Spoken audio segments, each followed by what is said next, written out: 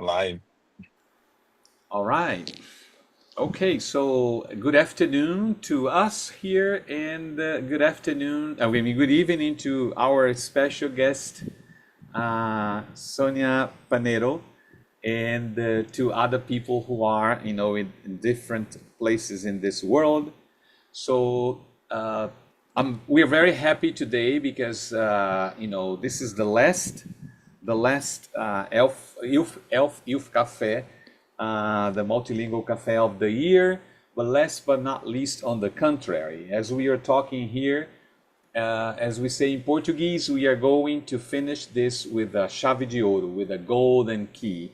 And then we have the pleasure to have here with us Sonia Moran Panero, our great colleague and friend based now in Southampton. So, and it's really a pleasure to have Sonia with us. So then, before, as we do usually, so I'm going to introduce Sonia to everybody. And then after this, Sonia will work on the text, actually on the chapter she sent us to work on. And after that, we will discuss some of the points, because there are so many things to explore here in this beautiful chapter. And then discuss questions, comments, etc. So then, first thing I have to do is to thank Sonia. Muito obrigado, gracias, for being here with us. It's really a pleasure. We've been trying to have Sonia for a long time, and then it was great that today it worked out. So then, Sonia in our field is a well-known scholar, but I'm going to mention a few things here. So Sonia Moran Panero is a senior lecturer in applied linguistics at the University of Southampton, and her research draws from ILF and decoloniality studies to explore the symbolic, identitarian, and social justice dimensions of the use of English as a global lingua franca. Through her work, she also seeks to inform approaches to English language education. She has published in international journals such as System, TESOL Quarterly, Journal of English as a Lingua Franca, and is currently a co-editor for the Cambridge University Press Elements series on intercultural communication. So Sonia is also a member of these research groups like Center for Global Englishes in Southampton and Center for Linguistics, Language Education and Acquisition Research. Her research interests are English as a lingua franca, as a global lingua franca, ELF, sociolinguistics, identity and semiotics in an era of globalization, translanguaging and transcultural communication, critical approaches to English language teaching and English medium education, EMI, language policy in Spanish-speaking world. The current research project Sonia is engaged in is decolonizing English in higher education, issues of empowerment, access, sociocultural diversity, and global citizenship in English language education and multilingual universities, together with Professor Will Baker, also from Southampton. Sonia has published extensively, and I'm going to mention just a few, and then one of them that I had the honor to contribute with a chapter with Alessia Kogo. So, but let me say a few here. So, for the Journal of English as a Lingua Franca in 2019, she published an article called "It's More Fashionable to Speak It Badly: Indexicality and Metasemiotic Awareness Among Users of English from the Spanish-Speaking World." She has also published in 2004, I'm going to mention just 2 books and one article that is very recent for TESOL Quarterly. together with Baker and colleagues from different countries like Mexico, different universities, and also Thailand and some others. So the title is Decolonizing English in Higher Education, Global Englishes and TESOL as Opportunities or Barriers. So in the books, so Sonia, together with Jennifer Jenkins, has co-authored the 4th edition of Global Englishes, a resource book for students. So with Routledge, and I have worked a bit on the book, and I guarantee it's fantastic. This new edition is really good. So, and finally, we have this English as a lingua franca in Latin American education, critical perspectives, where she edited this wonderful volume as part of the DELF developments in English as a lingua franca, together with our colleagues from Mexico, Marisa Martinez Sanchez and Gloria Ranzon Montiel. And as I said, I co-authored an article, a chapter here with my dear colleague and friend Alessia Kogo. And it is this, her chapter, chapter number 5 from this book, entitled Metalanguaging ILF, the Transformational Power of Students' Critical Dialogic Talk, that Sonia is going to explore today with us. But of course, out of this chapter, we are going to have lots of things to explore, to discuss. But once again, thank you, Sonia, for being with us. It's really an honor and a pleasure. And then now the floor is yours. Thank you very much. Thank you so much. Thank you, Savio, for such a fantastic introduction. I think I've learned things about my life thanks to you. And thank you, obviously, to not only Savio, but all the organizers in the NUPEL group.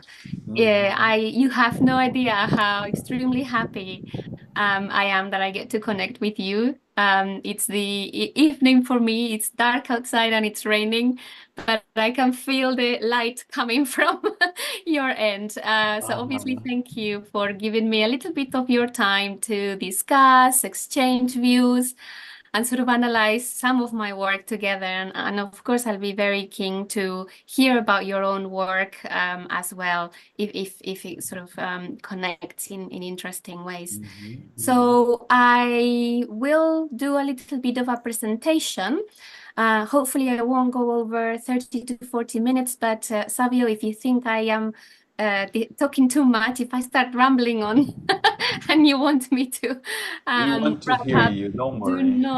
Do not hesitate to let me know. And I'll see if I can share my presentation. Oh, hang on, I'm doing something slightly different than I did before. Okay. Can you see my presentation? Can you confirm? Yeah. And if I move it, it moves for you still, right? Yeah.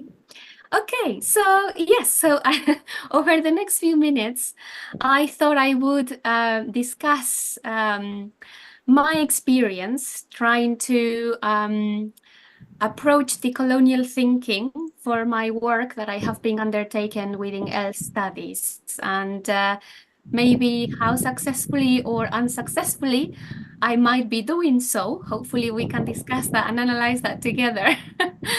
And some of the questions that, as I try to engage with decolonial thinking and theory, one question that keeps coming to my mind is, to what extent can I do it, or am I doing it successfully, considering that I am someone that is based in the global north of academic production, that has been socialized in academia and, history in this part of the world. And therefore, what might be the global north blind spots, or the blind spots that are norteños that I might still have in my work. So hopefully we can tease those out in today's discussion and in future opportunities as well. So I thought that I would start by giving a very quick sort of account of how I started getting into ELF research, and eventually, more recently, decoloniality too, but also why I am interested in Latin American studies, or in Latin American contexts, basically, considering that I am from Spain. So how did that come to be? Also, I will try to briefly go over some of the learnings that I have been experiencing and accumulating as I engage with decoloniality theory and with the research of colleagues in Latin America too. And I will try to discuss and think about how I may be applying, or how I'm trying to apply decolonial lenses to my own research. So thinking about this in relation to the chapter that Savio has mentioned and that he kindly distributed as well. And in case somebody didn't have time to engage with it, it's also a lengthy chapter, sorry about that. But I will mention what the study was about. It reports an empirical study, so I'll mention what it was about, what were the motivations and theoretical underpinnings, how I went about it methodologically, and I'll try, if I have time, I'll try to highlight some of the findings and key emerging insights or conclusions.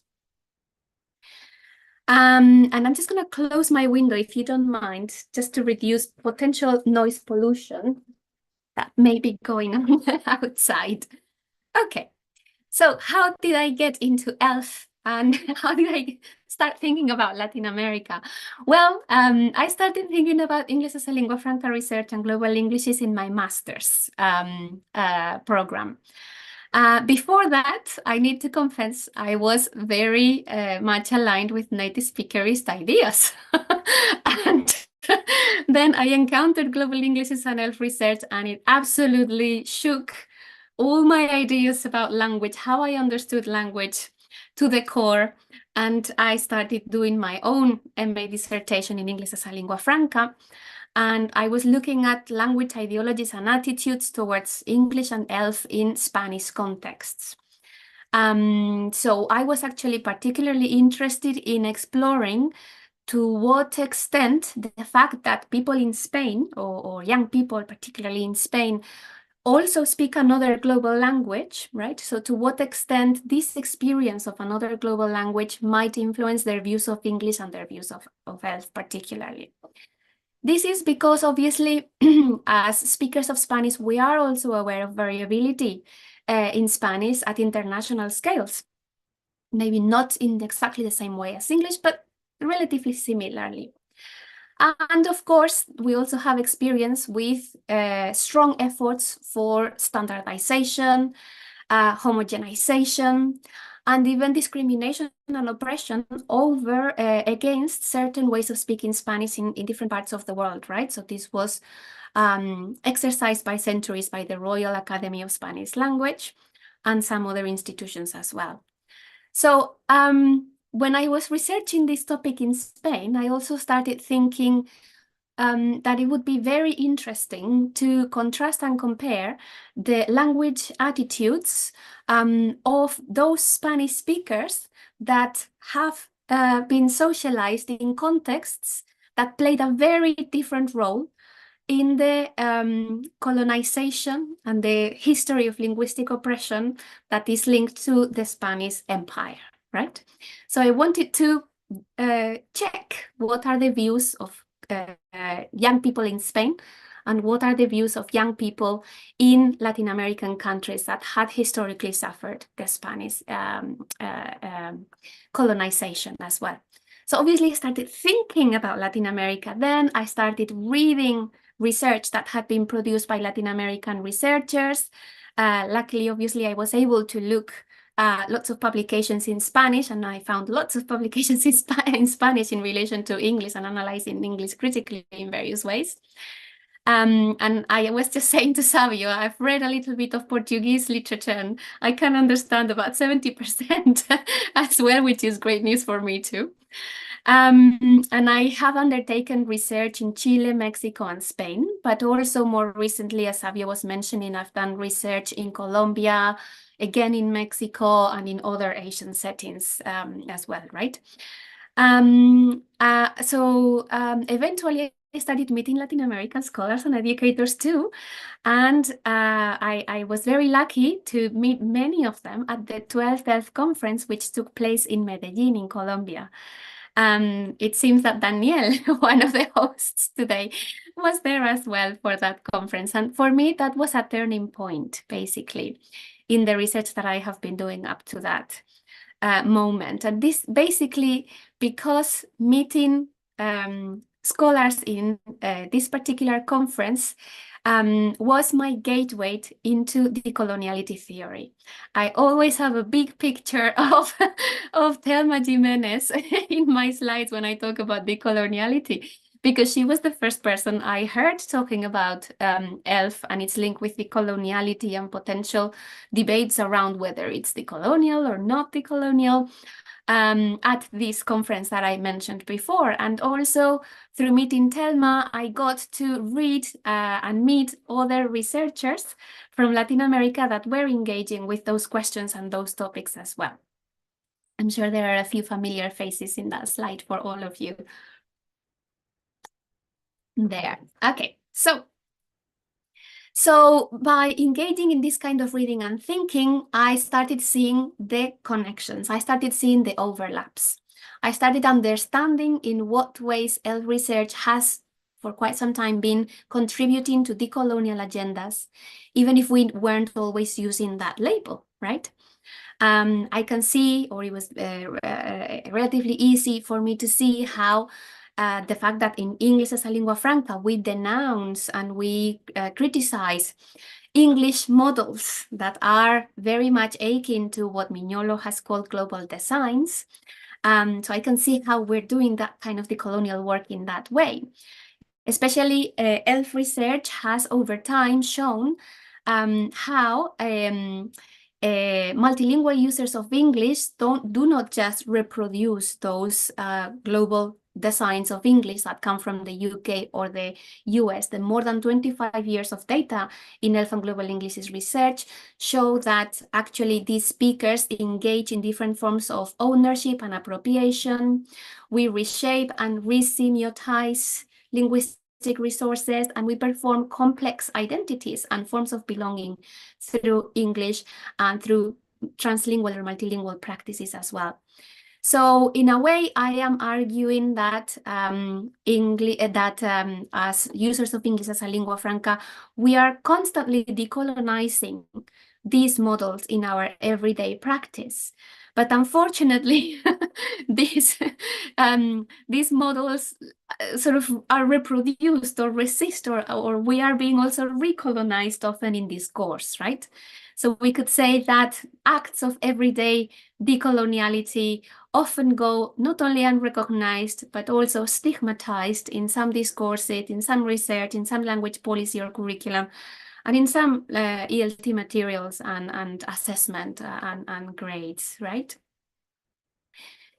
Okay, so that's relatively easy to think about, right? How is ELF research decolonial? But how I have been most significantly inspired by engaging with the work of colleagues from Latin America is by trying to think about the opposite. How is ELF research potentially still colonializing or reproducing colonialities? And this is where the literature that, for instance, has been produced in relation to ELF Phaeton no Brasil, or colleagues that talk about proposals for global South or decolonial ways of doing ELF research. This is what has been most significant for me and what has been challenging me the most, right? So how do we counter Eurocentrism that still is lingering in a research that we may be producing in the global North, yeah? And how do we see that, right? As somebody that's based in the global north, how can I see those lingering Eurocentric perspectives? Yeah, what are they and how can I avoid them? Yeah.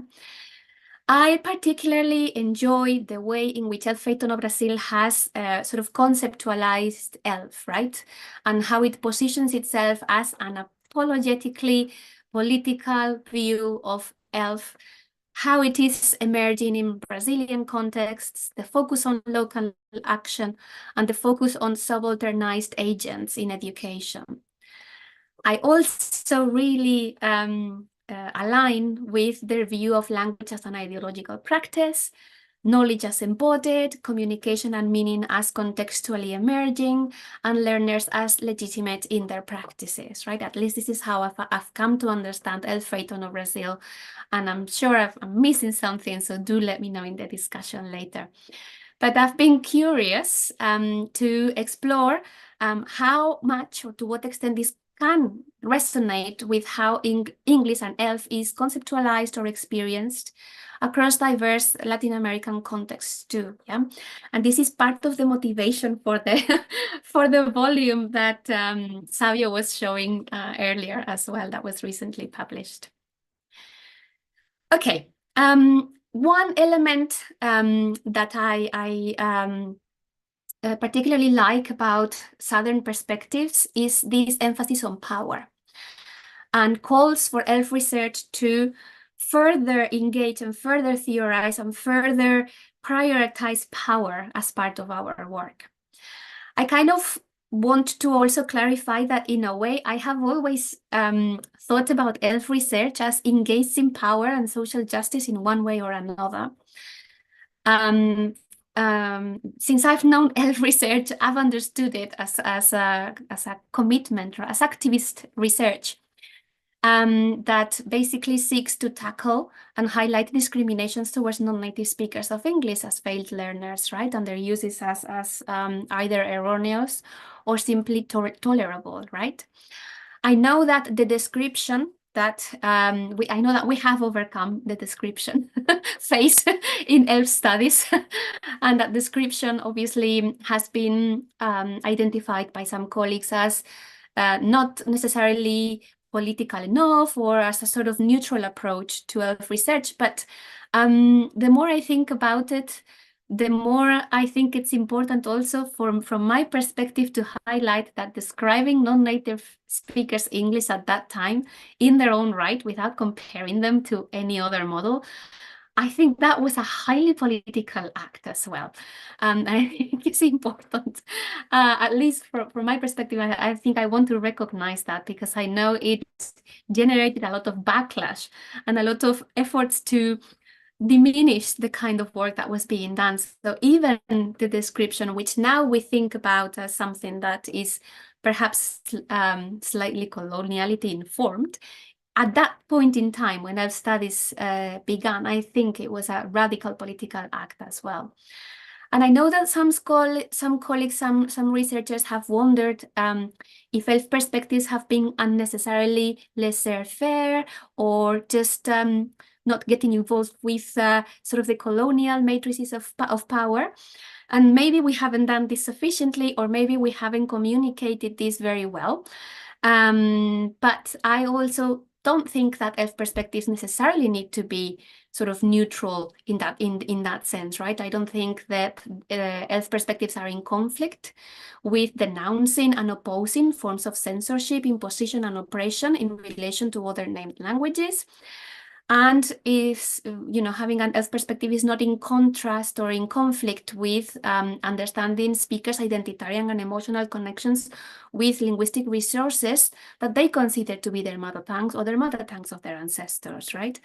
At the same time, working with ELF perspectives is not in conflict with problematizing choice in neoliberal regimes and discourses around how people choose to learn English, etc., etc. So in a way, I see power as always having been part of ELF studies, but I definitely agree with those that argue that we can theorize it more strongly and more seriously and research it and more prominently as well. So in the chapter itself, I try to make that more visible, right? If we have failed to convince of other colleagues that ELF research is critical as well, I try to propose a definition that would highlight this idea that power is a highly important and intricate part of ELF communication, right? So I mentioned how for me, or in my chapter, ELF is understood as a social, emergent, variable, translingual, and power-mediated communicative practice. Obviously drawing from previous definitions as well, where English and other semiotic resources are used among speakers with different lingual-cultural repertoires. And I also put emphasis on using the preposition with instead of from, which we have used to say in the past, speakers from different lingual-cultural repertoires. This puts a lot of emphasis on where we're from, a lot of emphasis on nationality, and some of the frameworks that we're trying to escape. So instead, I'm going with the preposition with, because that is more inclusive. It might include people from the same national background who still have different linguistic and lingual-cultural repertoires. Okay. So engaging with the colonial theory and the work of Latin American colleagues has helped me begin to understand ELF research as a field that is sort of constantly in a state of decolonization, constantly peeling layers of coloniality off in terms of how we produce research. And I can see this in relation to the various phases of research that has been described before, how, for instance, we have shed the restrictions that come associated with only describing certain kinds of language use as valid or as legitimate as long as they meet certain codification criteria. And we have grown to include other perspectives, more social practice and performative perspectives, translingual and transmodal perspectives. So in a way, we seem to have continued to shed some problematic restrictive ways of describing and approaching the object of studies that we are working with, right? But of course, at the same time, I recognize some of the potential areas that we haven't necessarily engaged with thoroughly just yet, and which decolonial theory would encourage us to put our attention to. So for instance, I know that even talking about first wave, second wave, third wave of ELF conceptualization can be problematized from a decolonial perspective, because it sort of presents a linear account of the evolution of ELF research, whereas the reality is probably much more messy and complicated than that might suggest. Yeah. In reading around decoloniality, I have found intersectionality to be a really significant dimension, whereas perhaps in ELF studies we have focused significantly on native, non-native. I think it's important to look at how nativeness and speakerhood also combines in different and sometimes surprising ways with other identity dimensions like gender, ethno-racial identities, and class. And we started doing that in the project that Savio was mentioning earlier with my colleague Will Baker and other colleagues as well in different settings. Obviously, thinking about English as a lingua franca as communicative practice that is embodied, thinking about emotionality, thinking about how ELF and English relates or doesn't relate to different political economic systems like the hegemonic system of neoliberalism.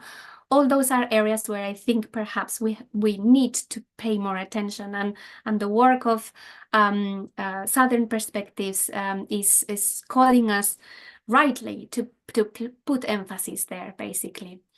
And the last point I had is this notion of exercising further reflexivity over the locus of enunciation from which we write and from which we work, and the academic privilege or marginalization that we work with, right? That mediates the work that we produce. This has been, I argued at the ELF conference recently, something that's very important in my perspective, because I think that whereas we have been strongly decolonial in looking at our object of study, right, at ELF communication or even ELF-informed pedagogies, I'm learning we need to be more decolonial in how we look at ourselves as a community of knowledge co-creation. Yeah. And to what extent are we reproducing patterns of coloniality in terms of whose voices are dominant in the field, whose voices are marginalized, who is platformed, who isn't platformed, also how we relate to the research context in which we work. To what extent can we move towards reciprocity as a decolonial commitment rather than staying reproducing research extractivism in the contexts that we visit? And particularly what bothers me is how do we promote a research culture of collaboration, empathy, and a safe enough culture where we can actually reduce the privileges that we know we work with, right? When at the same time we live in an academic context that is highly hierarchized, where we're competing for funding. I don't know if it's the same situation for you, but being in a global North university, the whole system itself is constantly pushing us towards individualistic measures of success and towards having to demonstrate that we are leading and leaders, and we can't not all be leaders. Somehow we have to argue that we're all leading. So I'd be very interested later on to hear about your experiences, to what extent your systems in higher education might be placing tension on how we do decoloniality when we also have to, go through these systems ourselves. And yeah, maybe if you've got examples of better practice, I'd love to hear that as well. Okay, so having said that, I'll now move on to discussing the chapter itself. Yeah, Metalanguage in ILF, the transformational power of students' critical dialogic talk. Right. So hopefully I again invite you to join me in considering and analyzing sort of how successful or how unsuccessful I was in trying to apply the colonial perspectives in my own research design and analysis. What blind spots have I missed? Of course, please do let me know. What did I do that you think, hang on, I have a problem with that? And also, in doing so, in encouraging you to do that, I am appealing to all of us exercising critical reflexivity as an intersubjective as well as individual process, right? I think it's very important. I can analyze myself, I can analyze where I come from, in what ways I am privileged, in what ways I am subalternized, but I cannot always see my blind spots. So I need the process of intersubjective reflexivity to work that out. So hopefully we can collaborate in this way together. Okay, so what was the chapter about? If you had a chance to read it, you will remember that it's a focus group intervention. And I report on the data and the findings that I collected from focus groups in Chile and Mexico. Basically, I was particularly interested in this notion of raising ILF awareness in English language teaching, and particularly in classrooms with students.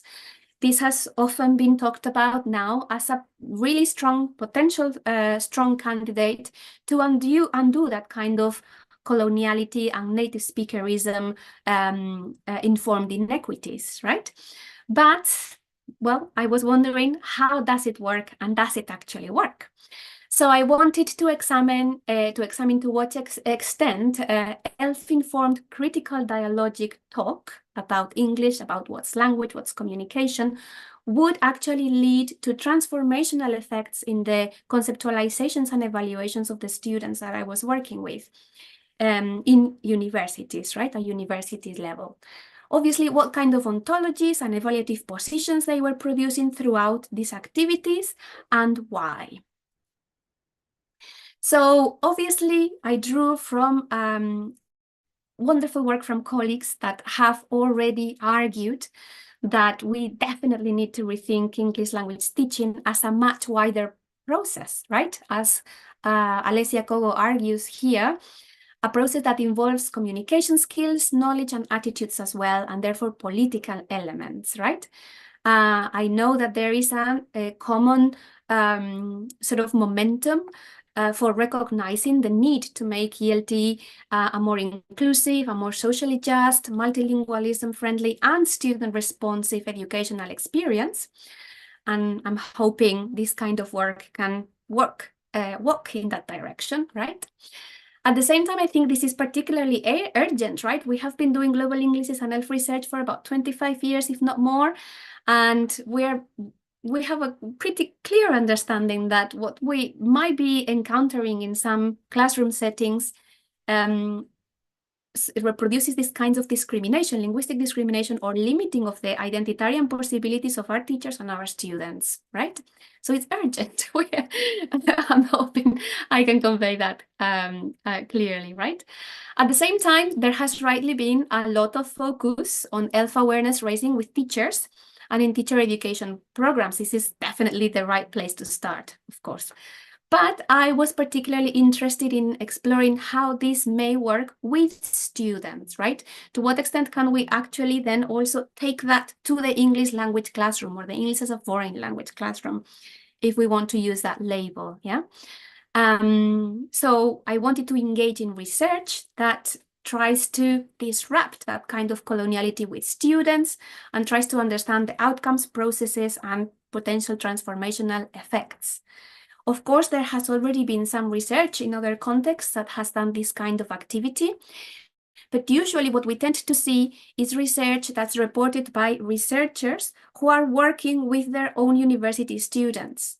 And as interesting as that can be, as Rose and colleagues have highlighted, the results might be mediated by the potential in an equal relation between you being the teacher and having power over your students' grades, right? To what extent are they saying what they're saying because they know is what we want to hear, right? So I wanted to work with students that I had no power over as a teacher myself, okay? At the same time, I wanted to focus on the power of critical dialogic talk. So interventions that are ELF informed in the classroom can take numerous shapes, right? But I know from previous research that exposure to diversity usually is found to be not enough. If we're exposed to diversity without critical reflexivity accompanying the process of that exposure, we might end up reproducing some of the problems or some of the ideas and sort of oppressive ideologies that we were working with before, yeah? At the same time, I am interested in this because we know also from previous research that students are active agents in the construction of theories of language in the classroom. They are, but they are, however, usually thought of or treated as passive receivers of dominant ideas, right? This means that there are usually no spaces in which students can articulate and voice their own theorizations of language, their own experiences, their own lived curriculums. And if this happens, it tends to be in linguistics programs or in language education programs, so in very restricted spaces, right? At the same time, I know that dialogical talk or meta-language or talk about language has been perceived as a powerful pedagogical tool by many researchers. Obviously, I don't need to tell you, I don't need to tell this audience, but I actually started thinking about this in relation to the work of colleagues that work with critical language awareness, which I see as a Freirean pedagogical tool in a way, or a pedagogical approach that really links with the ideas of Paulo Freire, right? It seeks to generate action-oriented critical reflexivity, right? It encourages us to question theories of appropriateness and how language and ideologies around language may contribute to hegemonic projects and struggle. It calls for us to treat students as social agents, as active agents. And it wants us to present students with emancipatory discourses, right? To give them the tools to recognize status quo systems that reproduce inequality and give them the tools to learn to resist them if they can, right? So from this perspective, from a critical language awareness perspective, this only works if we also understand that language, or in this case, knowledge about language, actually needs to be conceptualized, or is best conceptualized as a form of discourse.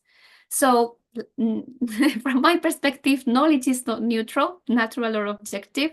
It should not be treated as unquestionable. It's instead mediated by subjectivities and by ideologies, including the work of researchers, obviously, right? So we can think about dialogue or talk about language as potentially formative and potentially transformative. As we engage in talk, we may reconstruct the social reality and the knowledge that we have around a particular topic. At the same time, the more research that we do or carry out in relation to awareness raising, the more evidence we have that this process does not really seem to follow a linear progression, yeah? Perhaps as educators and as researchers, that's what we want to see. We want to say, okay, I'm going to tell my students about these alternative, more empowering approaches, and I want them to see them coming out at the other end with this kind of conceptualization or interpretative repertoire internalized, right? So we want to see that linear pattern, but in reality, that doesn't seem to be what the data is showing. There seems to be more complexity around that. So I am particularly interested in researching and understanding why, what causes that non-linearity, and how can we explain it and theorize it, basically. Finally, I'm also interested in meta-language, not just because it's a good pedagogical tool, but because I think it's constitutive of language. Basically, for me, talk about language makes language. Basically, through meta-language and meta-linguistic commentary, we may assign different social evaluations and social meanings to specific ways of speaking. We do identity and relational group. We reproduce ideologies or challenge ideologies.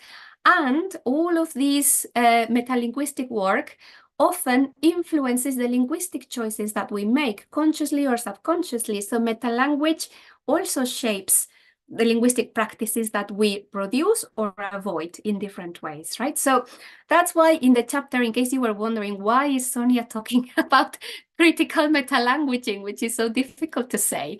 The ing for me is important there to highlight that constitutive nature of meta-linguistic talk. And hocefully I succeeded doing that, yeah. Okay, so the study itself included focus group research, basically. I recruited students. It's part of a larger study, right, where I also did interviews. But here I'm reporting the data from the focus group data set. And basically, I undertook focus groups in 6 universities, right? 2 universities in Spain, in Barcelona and León, 2 universities in Mexico, so in Mexico City or DF, and in Cancun, and 2 universities in Chile, one in Santiago and one in Viña de Mar. Yeah. In the chapter, because it's obviously about Latin America, I only analyzed the data from the Latin American focus groups. Okay. Each focus group was composed of 5 to 7 undergraduate students. Yeah. It was very important for me to do this study with students that were not necessarily doing linguistics or language education degrees. I wanted to understand, branch out, see how are students of other disciplines who are in a way non-experts, if you like, or folk, if you like. Although that could be problematic, we can discuss that later. How are they reacting and relating to ELF theory? Yeah. So what I wanted to do is present them with ELF theorizing and record and understand how they process that information, the effects of engaging with that information, and how could we interpret that. Yeah. So the students normally were between the ages of 19 and 26, so they were young university students. About half of them had gone on exchange abroad programs, some of them in contexts where they were using English as a lingua franca constantly. Some of them went to other contexts where Spanish was an academic lingua franca. But that both experiences seemed interesting in any case. And okay, so even though they had had different kinds of experiences of ELF communicative contexts, they had never been told about ELF theory up to that point. Okay, so in each of the focus groups, which lasted between 1 hour and a half to 2 hours and a half, like some students really enjoyed it and really talked a lot. I had a variety of stimuli. We started with a warm-up audio activity. I can mention more about that later if people are interested. There was an informative text that I produced, basically selecting pieces of academic texts, or publications that talked about ELF. And I created like a collage, of key academic or publishers' claims around what ELF is and what how it's different from traditional English as a foreign language perspectives, let's say. This is an area where I am going to say I already had a blind spot because I only used sources that were European scholars, which are probably the ones that I had engaged with the most at the time. But if I was to do this again, I would probably have included a wide range of contributors from different parts of the world. That would have definitely been more decolonial on my part, yeah. At the same time, I also showed them some slides, some of them illustrating extracts from the voice corpus of ELF interactions. This was because in the pilot, when students were reading about ELF innovations or innovating, non-native speakers innovations, students tended to struggle to imagine what that was, basically. And they often thought about vocabulary, but they rarely thought about morphological and syntactic aspects. So I included some examples that would illustrate those elements, those potential innovations as well. And I also showed them some criticisms and counter arguments for the ELF against ELF perspectives, basically because I was interested in getting them to be even critical of the alternative views of English that I was presenting them. I wanted to provide them potentially different points of views on the topic. And you can briefly see here the 2-page text that I asked them to read before we started the session, and then we went bit by bit analyzing what were their thoughts, what was new about it, what did they agree with, what did they disagree with, and basically drawing from their own experience as they made sense of dominant and alternative representations of English as we went along.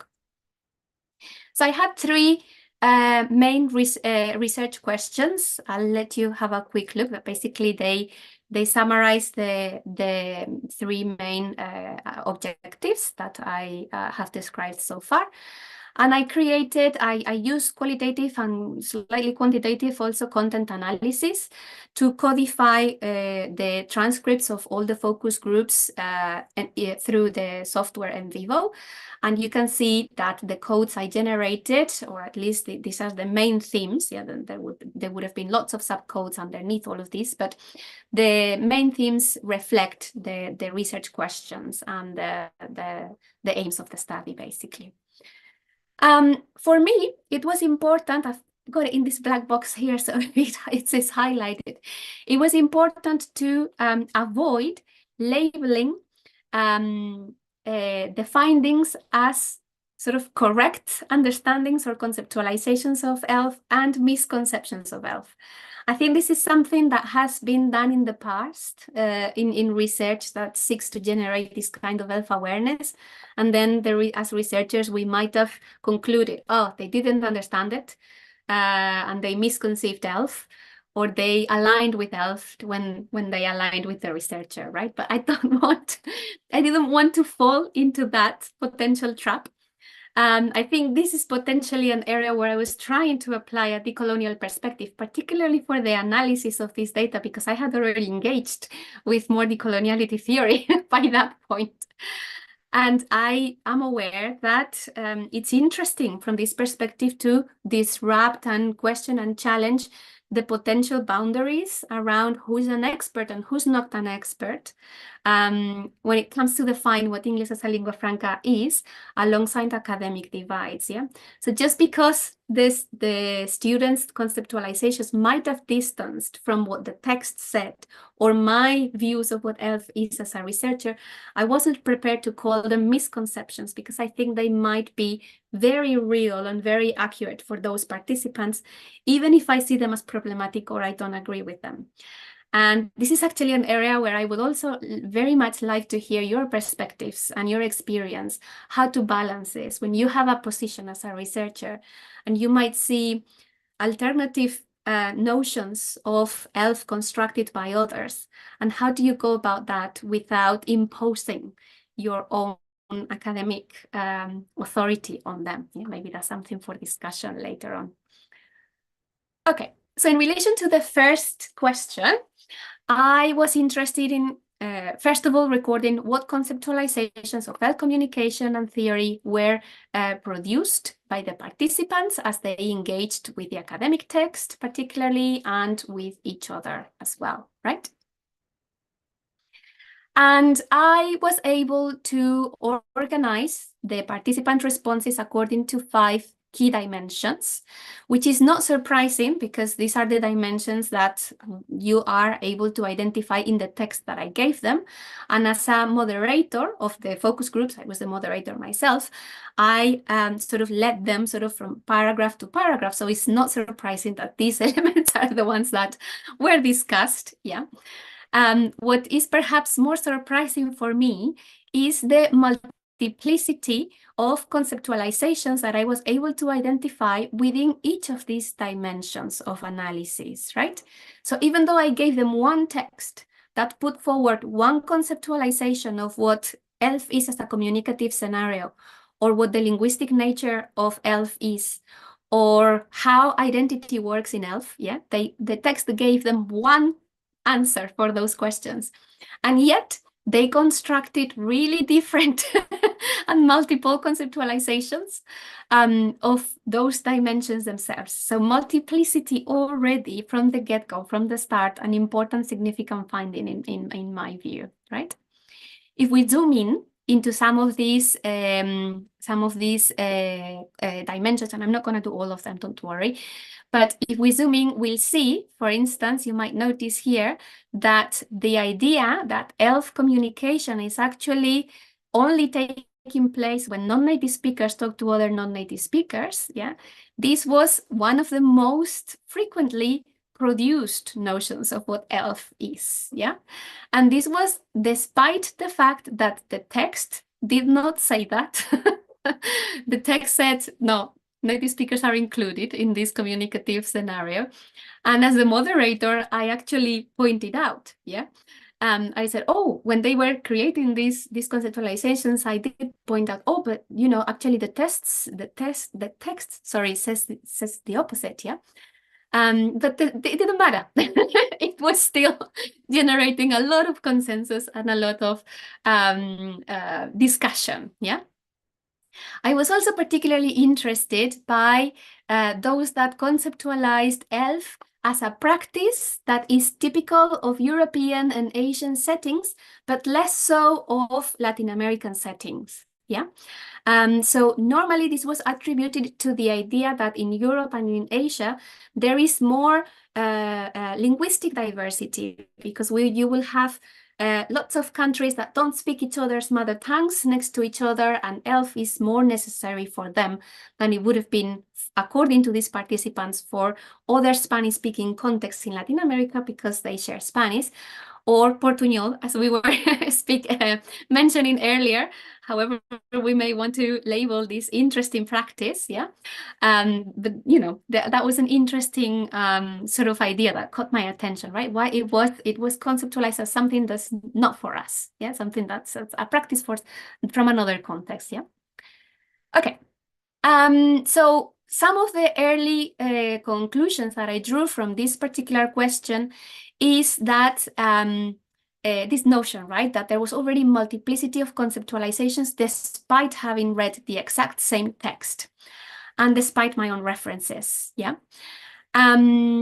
So if, as researchers, when we're creating these kinds of interventions to see if our ELF awareness raising strategies were successful or not, if we're only checking at the end to what extent students claim to agree or align with ELF theory or not, then it seems we're not necessarily doing a comprehensive enough job. Basically, I would say that before we can argue or conclude if they have internalized ELF interpretative repertoires or not, we need to check what kinds of notions of ELF they have created for themselves, right?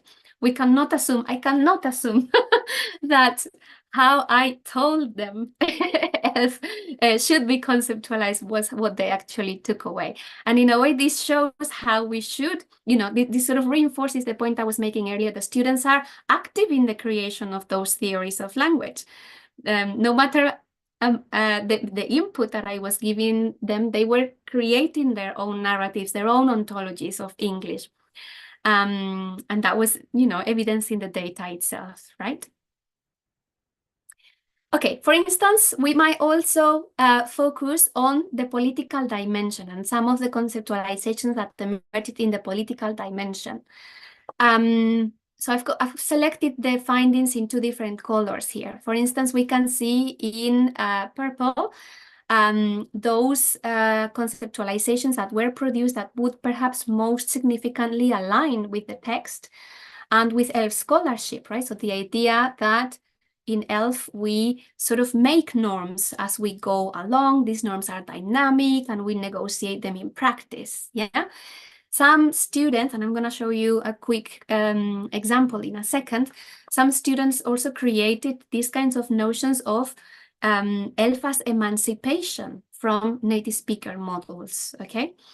But I found it particularly interesting that most of the participants in these focus groups brought up conflict when it came to this kind of discussion, right? When it came to notions of legitimacy, yeah? And who's legitimate to create norms or to accept each other's Englishes and this kind of discussion. Basically, a lot of students could not conceptualize a world in which doing away with native speaker hegemony would not end up creating a lot of conflict between other international partners, right?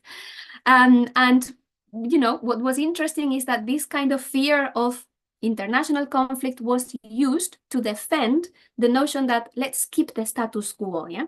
Let's not rock the boat.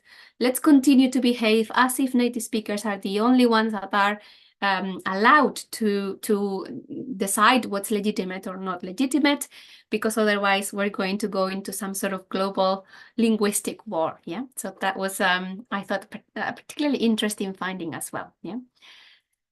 Okay, here I wanted to show you, just to flag up one of the extracts that shows this notion of ELF as emancipation.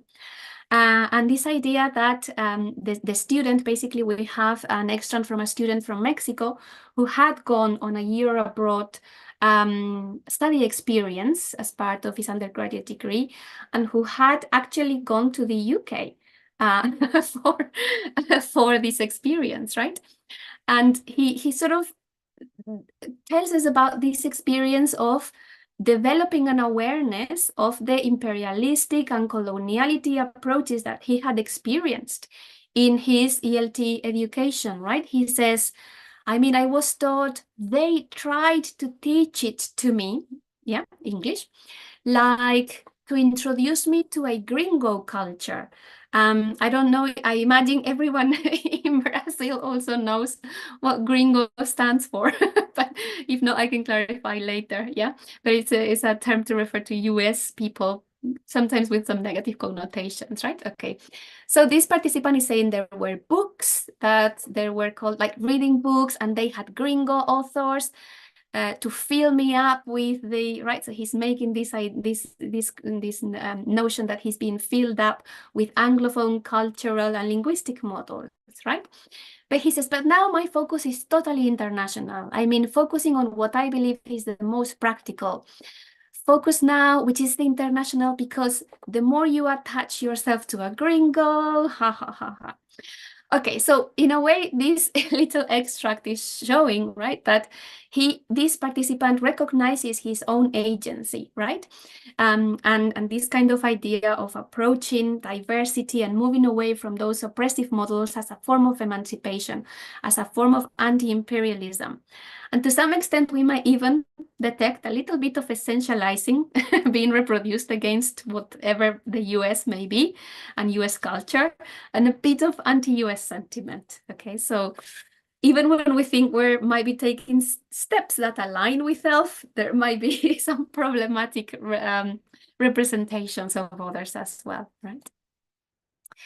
I also wanted to flag really quickly the dimension of identity. Yeah, many of the participants in the focus groups actually talked about ELF communication as an indexicalized practice, right? So a practice through which we may perform certain identities, or others may assign certain identities to us, whether we like them or not, right? There was still a significant amount of discussion that positioned ELF as an identity-free, neutral type of communication, which was not, again, what the text was saying, and also what most researchers in ELF would not necessarily agree with, right? But I thought that it was particularly interesting that whenever they mentioned identity in ELF practices, it was to denounce the kind of discrimination that may be reproduced in many different ways, right? Some of them talked about how in the English classroom with their peers, if you did sound a bit more like a gringo, or if you had a native-like kind of English, you would be mocked. At the same time, if you produced a highly localized English, you would also be mocked, usually in terms of matters of authenticity or inauthenticity. So it's this case of damned if you do, damned if you don't. And they were aiming for somewhere in the middle, right? At the same time, they also raised identity and discrimination to denounce pressures or moments in which they felt that they had to pass as a native speaker to avoid being discriminated against because of either national stereotypes or migrant social meanings that would have put them in a complicated or negative position. Yeah. To my surprise, some of these discussions on identity also led to the reproduction of linguistic discrimination in one of the focus groups as well. I didn't expect to see this, actually, but I have in the screen one of the extracts where two students start ridiculing and mocking what they conceptualize would be a low-class Mexican accent when speaking English, right? For instance, as part of the conversation, we see student 32C, this is in Cancun, saying, I mean, I wouldn't like that. Hey, where are you going? Are you going to the party? Okay, so I didn't necessarily transcribe it phonetically, but there was this kind of imitation going on, yeah? So Mexican, yeah, Mexican kind of accent. And I did ask, you know, what, okay, why wouldn't you like that? And the student is telling me, I know I would be understood and all that, but aesthetically is not pleasing, yeah? And then this kind of way of speaking is associated with uneducated people, yeah? The man that works with the tourists in the market, the farmer. So there's a class dimension that's playing a role here as well, yeah? And this was actually a really sort of meaningful extract for me, because I cannot really convey with the transcript the tension that it generated. Because while two students were mocking that kind of accent, other students had identified themselves as speaking in that way, right? So we've got in purple here, student 33C, who says, but I do like that, yeah? So what they are mocking, she likes, yeah? And later on, towards the end of the extract, we can see 30C saying, well, the thing is that I don't have a very similar to pronunciation to those that speak English from birth. And it has served me well, the way I speak. It has served me to communicate, so I don't have any problem. I don't have an obsession for getting to speak like them, yeah? So yeah, I cannot really convey it, but, and maybe I could actually have played you the audio itself. It's in Spanish originally, right? But maybe you guys would have understood it. But it generated a lot of tension between those that had identified themselves with that kind of way of speaking English, yeah? And I have hypothesized to what extent maybe this kind of mocking could have been partly explained by historical reproduced national stereotypes that students are trying to avoid, and global north, global south hierarchies of superiority and inferiority. And this is because sometimes students in these contexts would explain that some of that thinking comes from that sense of needing to overcome being positioned from outsiders or externally as inferior somehow, yeah?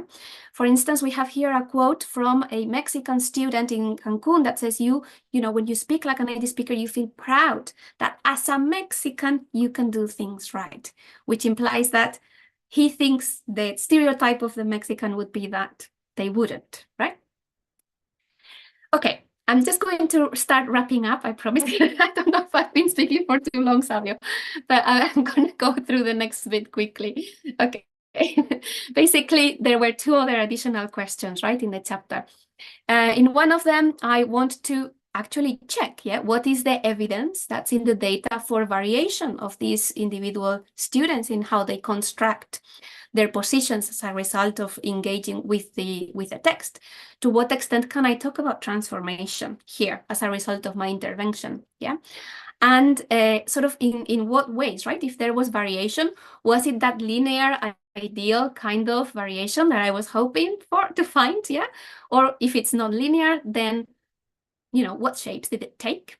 And what factors seem to mediate that non-linearity, right? Okay, so what I did for this is I also coded, when I coded all the discussions and all the data, I coded all the extracts that suggested that students were processing new information, either because they were telling me that this is new information, they had never seen it or heard about it, or they were reflecting themselves on how they were changing their mind because of what something a friend had said, or something that was on the text. So I coded all of these as evidence of potential transformation, which I have conceptualized as expansion, adding information to the interpretative repertoires rather than replacing an orientation. And I can say more about that later. And I then checked which were the topics that generated most discussion and more evidence of transformational challenging of ideas. And one of those topics that generated most of this sort of evidence of transformation was this notion of to what extent is the non-native-like speech that multilingual users of English may produce, to what extent can we consider it a legitimate form of variation, or to what extent only native speakers are the ones that, you know, whose variation is acceptable, right? And then I explored the starting and the finishing and the middle positions of the individual participants in these focus groups to try to map their trajectories and to understand where they started and where they ended, and you know, what conclusions could I take away from that. And I identified 4 patterns of evolution, or no evolution, right? 4 different patterns, yeah. So there were some students that remained consistent throughout their interventions, throughout the whole focus group discussion, yeah? A majority of them, 6, actually remained aligned with the perspectives in this notion of non-native speakers variation being legitimate and acceptable, yeah? Whereas 3 participants remained consistent in aligning with native speakerist perspectives in this specific topic. Yeah. There were also what I called dynamic trajectories, which is students that started with a position, momentarily considered alternative positions, but went back, concluded in their initial position. There was some evidence of a linear trajectory, but it was very minor. Only 3 participants demonstrated a linear trajectory, and only from a native speakerist to an ELF alignment kind of path. And then there were those that I've called zigzag, or the zigzag pattern. So those that were constantly going back and forth in their ontological and their evaluative positioning, usually landing on a position at the end, but still holding reservations, showing insecurity, etc. Yeah. And I would argue that perhaps as we move down towards this list of patterns, the ones towards the bottom are the ones that would show more evidence of testing and analyzing new information, rehearsing alternative ontologies and positions, and challenging what would have been the most dominant or established interpretative repertoires for those specific students themselves. Yeah. So very different picture from what we hope we're doing when we tell something. We tell our students something and we hope it's either they took it on or they didn't, right? There are more complexities going on there, right? I was particularly intrigued by participants 23 DF and 25 DF, because they went from an initial ELF-friendly position to with lots of zigzagging to a native speakerist position. And they had actually, in the interviews I had done with both of them, throughout the interviews, they had aligned themselves very strongly with ELF perspectives. So I was thinking, okay, what happened in the focus group that made them go in the opposite direction, in the other direction, right? So this is why for my analysis, I was also very interested in identifying and recording what were the factors that seemed to be shaping students' ontological variability throughout the ontological construction throughout the focus group activity as well.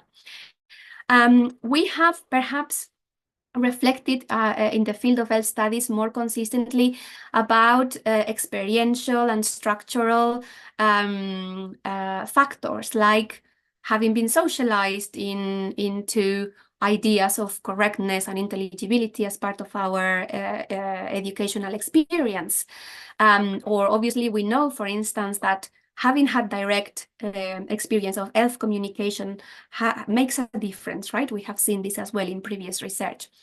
But I was particularly interested in identifying and noting what were the very specific micro-contextual and relational factors that influenced what students were doing and why they might have been zigzagging or changing their mind in various ways, right? For instance, participant 23DF, which was a student in Mexico City, actually changed her position on whether she was aligning with ELF or not aligning with ELF, depending on the identity or positioning from which she was speaking at the time. When she was speaking as a non-native speaker, when she was imagining herself in that scenario, she was aligning with ELF. When she was imagining herself as a native speaker of Spanish, she was aligning with native speakerism, right? So the position that she was taking and the specific interests that would come with that position, yeah, determined or influenced to some extent what she was going to argue in that moment, right?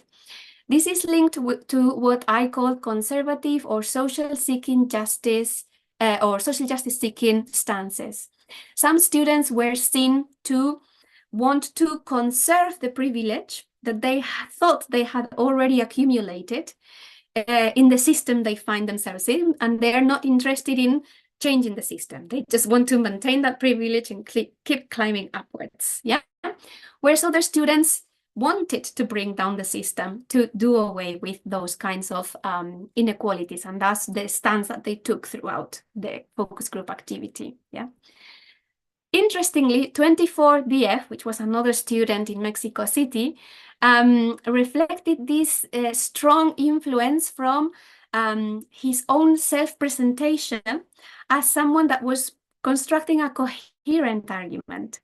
And at the beginning, even though at the beginning he actually starts aligning with ELF perspectives at the beginning of the discussion, then he sort of shows that he's convinced by another student.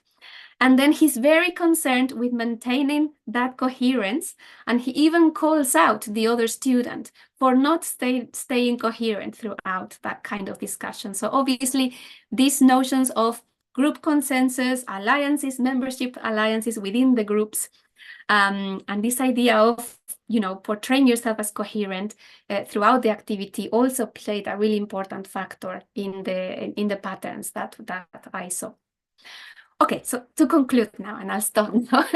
Hopefully, with the chapter and with today's presentation, I have shown the importance of explicitly examining students' language ontologies in the classroom, making spaces for this, to address it, to articulate it visibly through critical approaches that promote critical reflection, dialogic reflection, and ideally an anti-colonial gaze, obviously. And hopefully the focus group activity and the analysis shows the potentially powerful effects of critically metalanguaging ELF, as I've been referring to it. How a relatively simple 2-page text generated such complex and rich and multiple discussion of multiple conceptualizations. They brought up different perspectives that ELF researchers have been dealing with and assessing for years, right? I was very impressed with the quality of their discussions, yeah? And this is despite the timid levels of transformation, yeah? Actually, some of the participants already had shown that they were working with ELF-friendly notions of English before the activity, yeah? So I'm not, I think I need to be careful and cautious in terms of what was the transformational effect.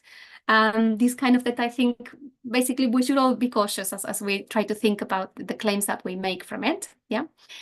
But yeah, the obviously, I think perhaps the data and the chapter also showcases how the conceptualizations that students constructed alongside multiple dimensions do not necessarily fit into a pro or against ELF dichotomy. It's not this idea of, okay, so have they now replaced their native speaker ideas by ELF perspectives? Have we changed their minds? I'm not sure that this is necessarily what's happening, right? So I would argue that what we need to do is actually conceptual, sort of imagine that what's happening is that, students are not working with one single conceptualization. And instead, they are actually working with multiple and dynamic interpretative repertoires, which they may draw from moment to moment in different ways, depending on specific contextual interests and conditions, right? So we should be thinking about the different ontologies that our students construct and why they do so, right? So in relation to what factors, in relation to what contextual purposes. And the obvious question is, how can we use this in our own classrooms, right? To design our activities to respond as teachers. Because obviously it's a complex task. I don't have an answer of how exactly we can use this information and this complexity to inform what we do in the classroom. But maybe you have thought about this, so I'd love to hear from you in this respect as well. So these are some of my references, and I just want to say muito obrigada. Thank you, gracias for listening.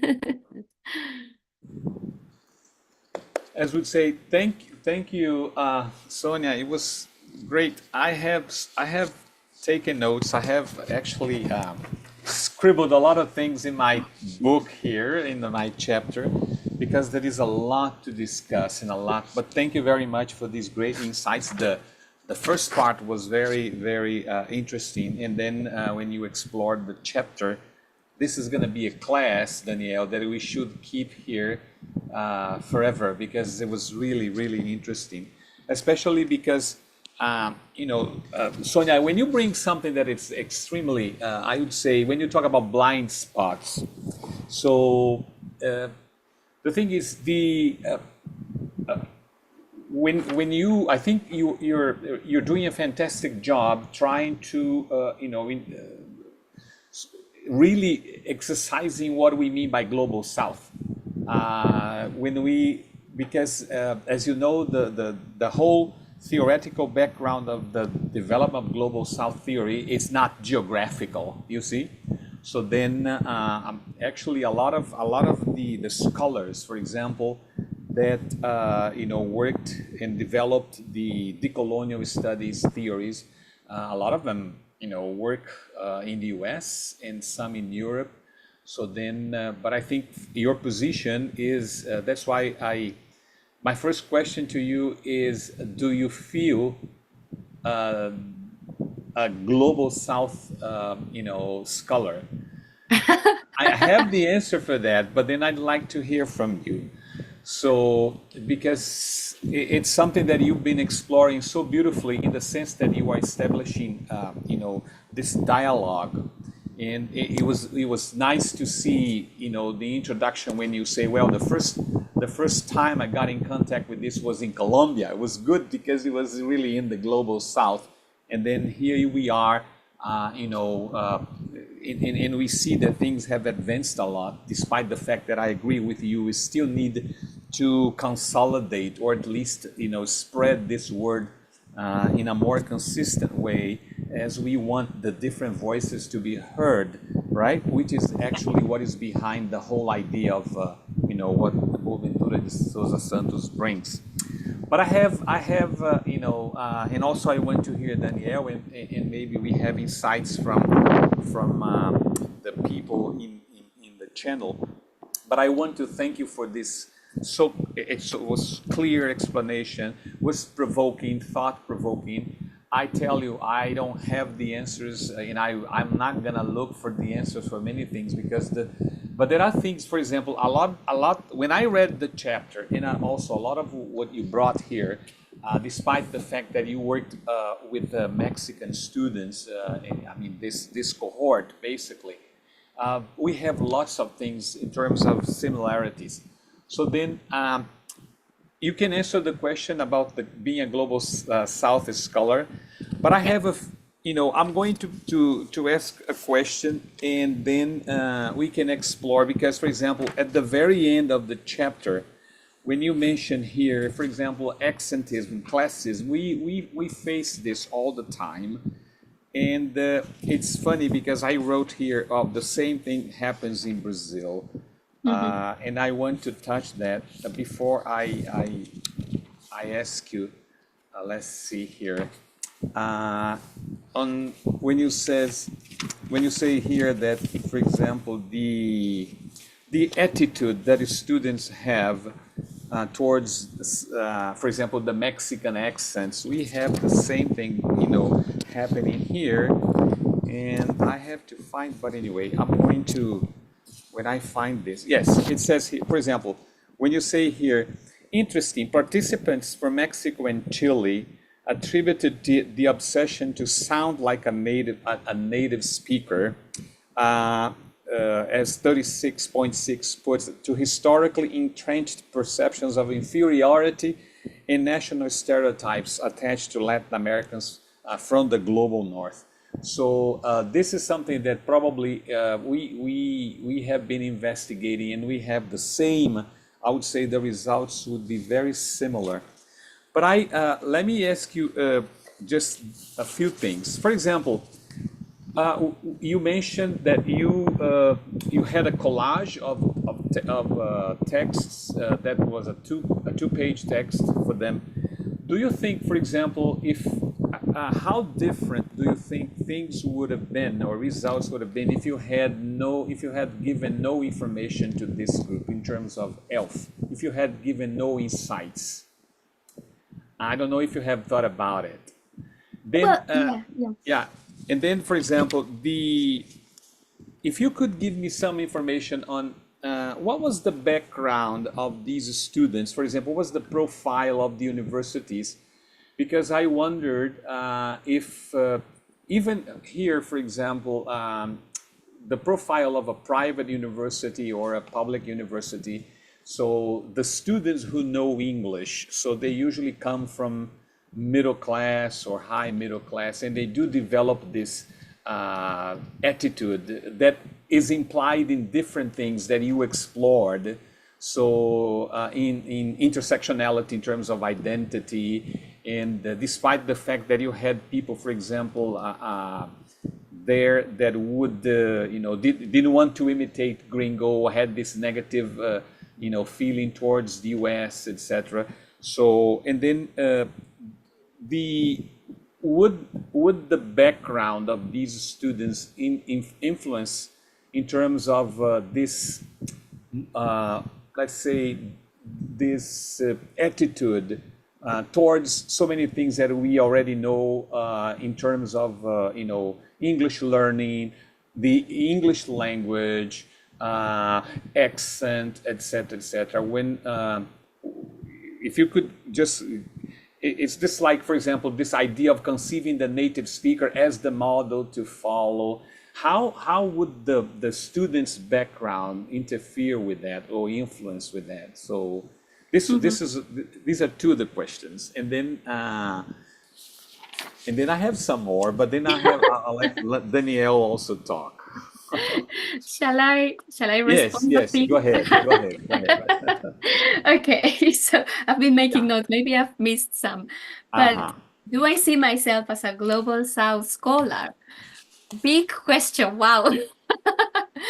I guess the answer would have to be I'm trying to. So I hope in some ways yes, but I also sort of need to examine the ways in which I'm not, right? So I think it's important, and I am aware of the notions of Global South and Global North as being not being necessarily geographically mediated, but so to that extent, I want to say yes, I am working with Global South perspectives in the sense that they are challenging established explanations of what the world is, or what being an English speaker in the world should look like, to undo and deconstruct inequities, right, that have been historically created and linked to colonial histories and processes. So in that respect, yes, but in other respects, I probably reproduce. So I guess, what does it mean being a Global South or Global North scholar? Is it about who you are, or is it about what you do? If it's about who I am, there's an element, and I think there's an element of that's important there too, right? I have been raised in Spain, which is a country that produced or caused a terrible colonial sort of imposition. And as a result of that, I have learned history in particular ways. I have been offered perspectives in particular ways. I have grown up hearing, for instance, people talk about our Latin American brothers and sisters when we're talking about businesses, but perhaps not so positive discourses or discussions when it's about migration, right? So I do, want to do that job of reflecting. And I think, obviously, as I've grown up and as I've become adult, I've been able to, even within Spain, engage with the colonial perspectives, and hopefully that's also informing what I do. But I probably am also a Global North scholar in the sense that I am in a, well, I think it's a very, but having this awareness is extremely positive. Yeah. Well, hopefully that's part of it. But I think engaging with the coloniality theory has what really has brought that goal in with my own work. Perhaps before, I would assume that the ELF research is unquestionably alternative. But now I am very aware of that notion. I think it's Paula Duboc, right, that says that we need to analyze how we may be colonial and decolonial in our work at the same time. And that's really marked how I think about and how I do things now. So Probably both. A little bit of both Yeah. would be Or my in answer. between, in between. Hopefully moving towards the south. Towards, yeah, absolutely, absolutely. That was Yeah. my Yeah. intention. So Yeah. then, yeah, you also mentioned classism, and you mentioned the background of students. So that's definitely something that I probably don't discuss in that particular in this particular chapter, but I've discussed elsewhere. When I recruited students, especially in Chile, I think I was very aware that those students that were in the university were already fairly privileged, if we may say so. Yeah. I was actually trying to recruit students that might also have indigenous languages in their repertoires, and that was very difficult for me to find students that also spoke indigenous languages. And at the time, maybe things have changed a little bit more recently, but at the time, it was quite clear that I also asked them what are your parents' professions, and trying to get an idea of their sort of life beyond the university, right? And what their profile might be in that sense. And I think particularly in Chile, I work with students that were fairly privileged, let's say. Right. So in the courses which courses were more of elite courses like engineering? So they were from a range Different. of, as long as they were not in in linguistics studies, Right. I was recruiting them. So some of them were doing archaeology, architecture. Some of them were doing business. Some of them were doing history or biology. So Right. different kinds of courses. And I think in Mexico, however, in Mexico City, perhaps still also engaging with more privileged students. But in Cancun, I was able to identify some students whose backgrounds would have not necessarily been described as privileged, let's say, right? And I'm not sure, I actually haven't tried to do a correlation, right, of what the background of students was in relation to what were the positions that they defended or ended up with. That would be very interesting, because I did notice that, for instance, some students that were doing business. So to some extent, I think even not only class, but political thinking, political ideology, political economy, even those elements might influence, because those that were doing business were tended to take more conservative stances. So those ideas of, okay, I'm in the system, I just want to do what is necessary to gain privilege. If that means something like a native speaker, that's what I want and that's what I'm doing. And I am actually even laughing at those that are beneath me, right? So yes, class, maybe political orientation, maybe even the discipline. It'd be interesting, because those that, for instance, in Cancun, tended to align more with an ELF perspective and align more with localized ways of speaking English, were also studying gastronomy. And in that particular focus group, I noticed a significant sharp distinction between those two groups. Yeah. And then you also mentioned what would have happened if I hadn't given them a text. Yeah, or no previous information about ELF. So in a way, that's what I did in the interviews, because I also interviewed them. And I interviewed them before the focus group. So in the focus group, I did not mention ELF, nothing. I was just interested in eliciting their histories with English, their experiences, and their evaluations of their experiences. And that was really, really illuminating, because that's where I learned that even though they hadn't heard about ELF as a field of studies, some of them were already creating what I call ELF-friendly, not ELF-informed, because they haven't heard about it before, Sure, yeah. ELF-friendly views of English and views of language.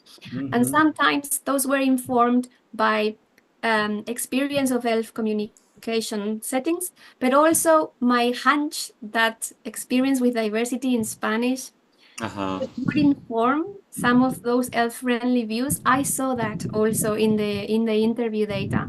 Some students were constantly comparing, right? Look at Spanish. Spanish is different. It's changing all the time. So why would I, want to sound like a native speaker, or so that connection was there in places. Yeah. Okay, interesting. Yeah. Well, Danielle, thank you. I have more questions, but Danielle, I think we have questions from the audience. Jean made a Jean question. is here. But thank you. First of all, thank you, Sonia. It was an amazing presentation. I love the text. Really, really good. My question is, I have two questions. The first one is more theoretical. When we talk about decoloniality, where do you position ELF? Because for me, I tend to understand ELF as a tool for advancing in ELT, for advancing decoloniality in ELT. For example, ELF challenges the native speakers, hegemonic imperialism, etc., etc.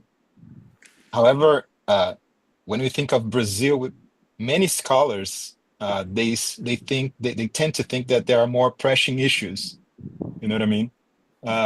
Issues tied to imposed Eurocentric values and hierarchies. For example, you mentioned some like racism, social inequality, sexism, heteronormativity, which are all traditionally reproduced in English classrooms. And so for me, this connection between decoloniality and ELF is very important, and it tackles some of these criticism, right? Yeah. So my question is, as an European researcher, in ELF and decoloniality, do you observe a trend in Europe to address these issues like racism, social inequality, sexism within ELF research? You mentioned the decolonial avenues for exploration, but do you see a tendency for that? Or do you believe ELF research should have a more focused scope, you know what I mean?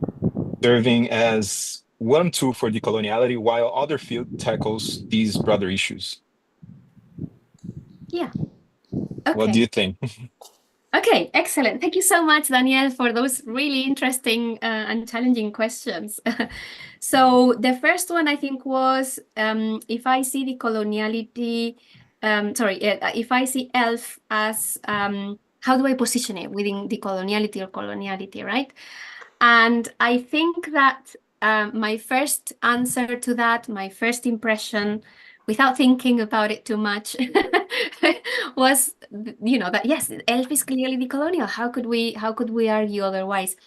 But at the same time, I've wanted to go a little bit further. So now I think that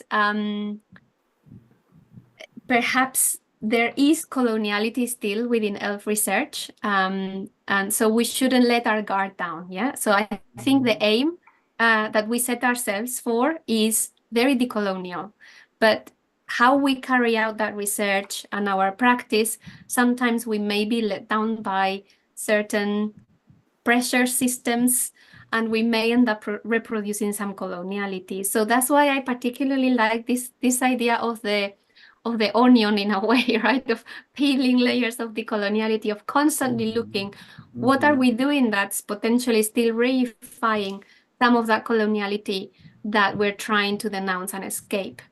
And that's, for instance, when I was thinking about, what's happening within the field inwards, right? So, whose voices tend to be platformed, whose voices have not been platformed, and why. So sometimes there may be sort of coloniality dynamics within the community of practice that is made by us as researchers, right? And I think that's just equally as important, right? If we're claiming to take a decolonial perspective, we should look at it not only on our object of studies, but also on our relations with our colleagues. And, I think that sort of reflexivity, awareness, and collaboration. So, in a way, it's a bit like my answer to myself. Am I aligning or am I a Global South scholar? I think we want to be, but we need to stay alert to the examples or the cases or the ways in which might not be doing that and might be doing the opposite. Yeah. To what extent do I see a trend in maybe Europe and other parts of the world in linking with decoloniality? I think it's very much there. I think it's very significant. I think obviously, in Latin America, you guys have been talking about decoloniality and what it means for decades, and we're arriving a little late to the party. But at the same time, it's about time. It's about time that scholarship and thinking that emerged in Latin America is listened to, is read, and is engaged with in other parts of the world, and it's making us think what we might be doing or what we might need to do differently. So I think it's starting to show in ELF research among European nation colleagues. I think it's starting to show, but we have a long way to go, basically. And then at the same time, there's an element of criticism that in universities, in some European universities, there has been a little bit of work to quickly make it look like we are engaging with decoloniality and that we are decolonizing the university.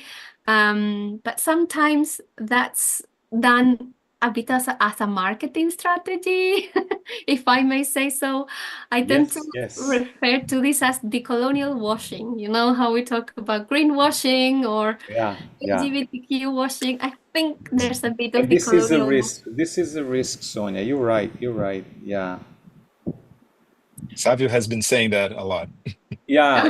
This is a risk because then it becomes like a buzzword, and then it's taken as part of the marketing.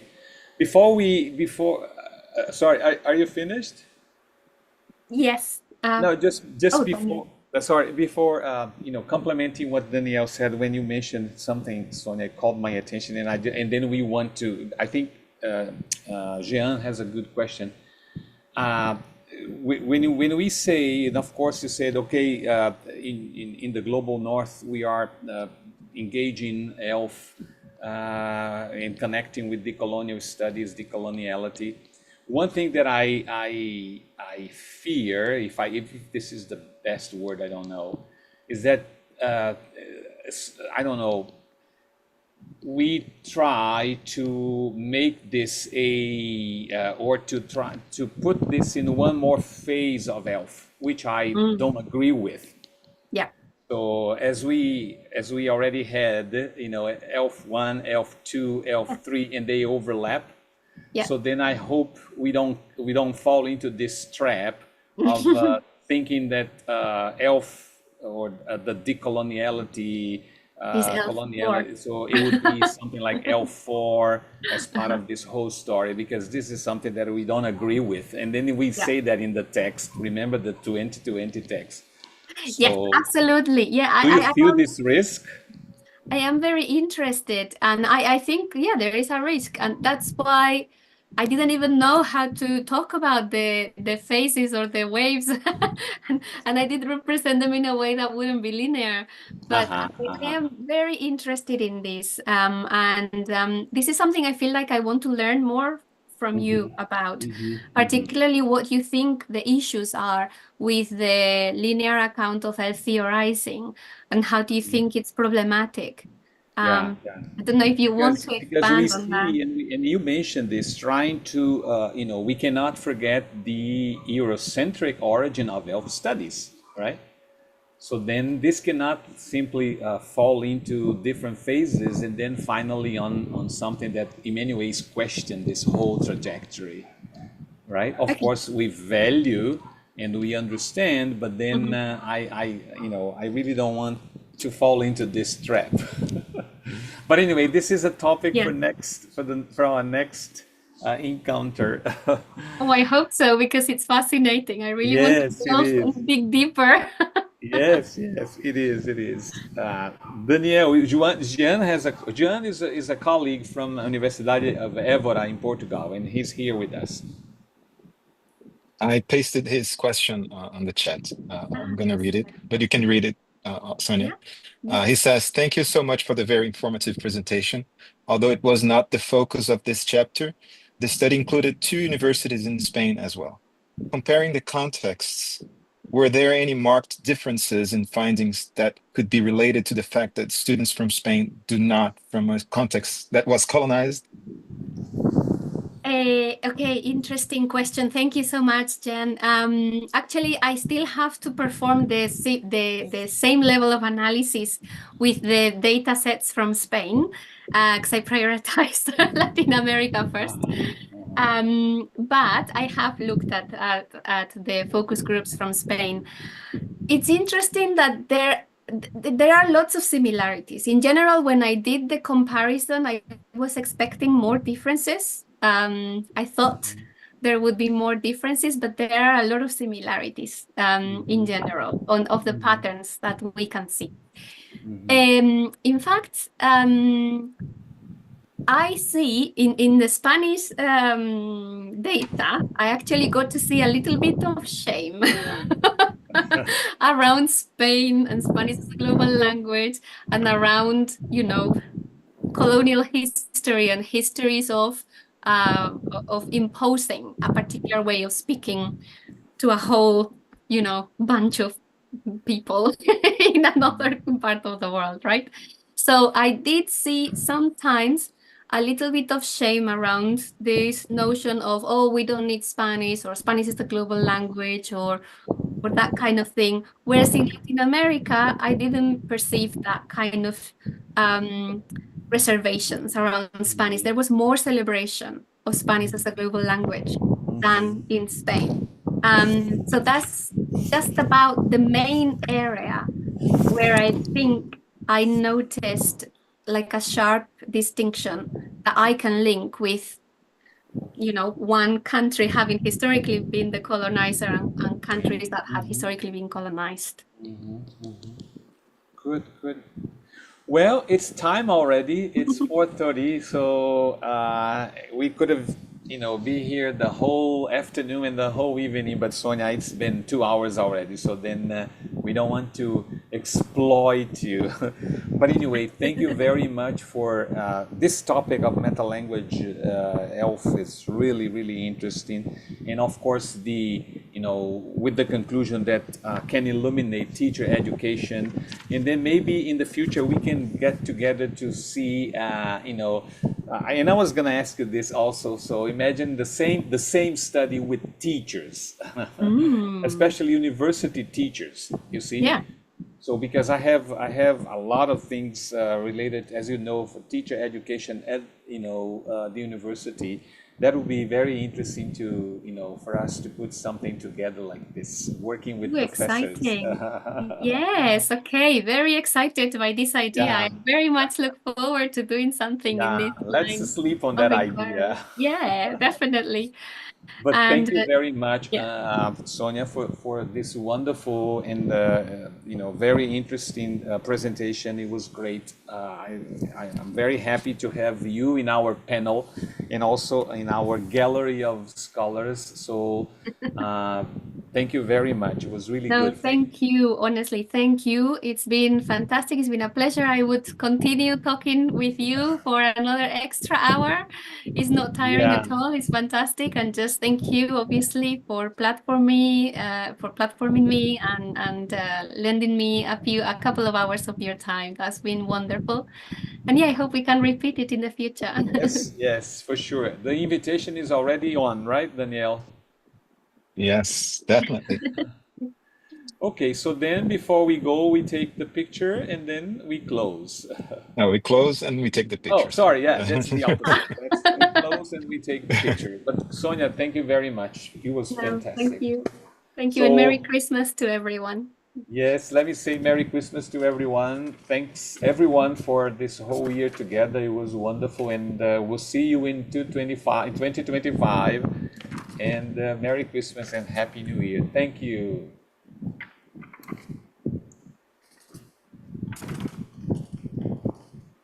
Okay, Okay. Danielle, now we take the picture. Broadcast interrupted. I take the picture.